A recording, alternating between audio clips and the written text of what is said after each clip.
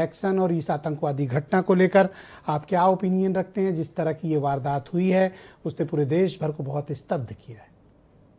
निश्चित रूप से पूरा देश स्तब्ध भी है और मर्माहत है। और समाजवादी पार्टी उन सभी जिन लोगों ने अपने परिजनों को खोया है उनके प्रति गहरी संवेदना व्यक्त करती है और ईश्वर से प्रार्थना करती है कि जो लोग घायल हैं वो यथाशीघ्र स्वस्थ हों। और ये जो बात है ये सही है कि जो घटना घटी है वो बहुत भयावह है।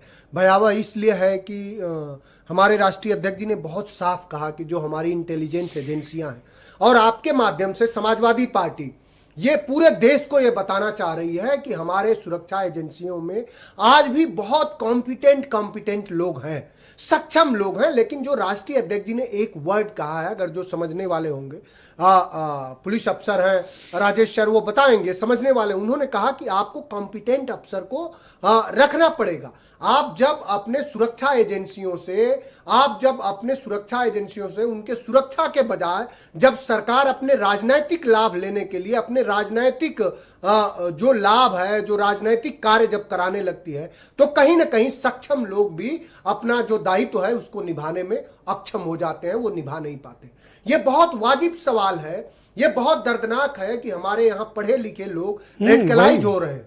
ये बहुत गंभीर है कि चूंकि इंस्टीट्यूशनल काज ऑफ कंसर्न बहुत मतलब बहुत डीप कंसर्न है, इससे हम लोग सहमत हैं। और ये किसी भी तरह का इसी तरह से जिस तरह से आरएसएस की एक विचारधारा हमारे यूनिवर्सिटियों में घुसाई जा रही है देखिए आतंकवाद के साथ आरएसएस का नाम लेना, विश्व हिंदू परिषद का नाम लेना, एक एक करके वन बाय वन आप अपना आराम से अपनी बात करें। एक सेकंड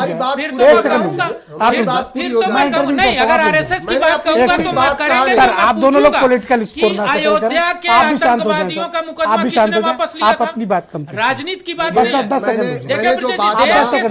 आज पॉलिटिकल ना करें, आप भी संयम बरतें। मैं बिल्कुल जो बात कह रहा हूं देश की बात है, मतलब देश हम लोगों से कौन सा, मैं अनेकों बार आपके यहां बता चुका हूं, सगे मेरे दो बड़े भाई सगे, मैं उस परिवार से आता हूं, इस देश के सरहदों पे लड़े हैं, हमारे बड़े भाई ने कारगिल की लड़ाई लड़ी है। आप अभी जो कह रहे थे कि जो कॉज ऑफ डीप कंसर्न है, रेडिकलाइजेशन ऑफ इंस्टीट्यूट्स, मैं जो आप उस बात में आपने बड़ी इंपॉर्टेंट बात कही, आपको उसको बढ़ाना चाहिए।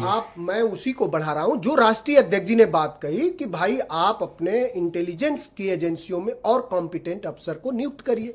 और ये देखिए जो अमोनियम नाइट्रेट जो हजारों किलो आ जा रहा है, आपने कितनी अच्छी बात करी कि हमारे राजधानी से फरीदाबाद मात्र 37 किलोमीटर दूर है और फरीदाबाद बीजेपी रूल्ड है, सेंट्रल में बीजेपी की सरकार है। तो हम सवाल किससे करें आप बताइए? हम सीआईए से? बिल्कुल सरकार से सवाल होना चाहिए। और सुन लीजिए साहब, इस देश में पुलवामा हुआ, इस देश में पहलगाम हुआ, उरी हुआ, पठानकोट हुआ, और ये कितना दुर्भाग्यपूर्ण है कि आप किस तरह की इंक्वायरी की डिमांड जिस तरह चल रही ठीक है। देखिए, हमें किसी इंक्वायरी पे हमारे नेता ने, राष्ट्रीय अध्यक्ष जी ने कितनी बड़ी बात कही। उन्होंने कहा कि जब देश का सर्वोच्च संवैधानिक व्यक्ति प्रधानमंत्री ये कह रहे हैं कि इसके तह तक हम जाएंगे, खुलासा करेंगे, तो हमको उस पर भरोसा।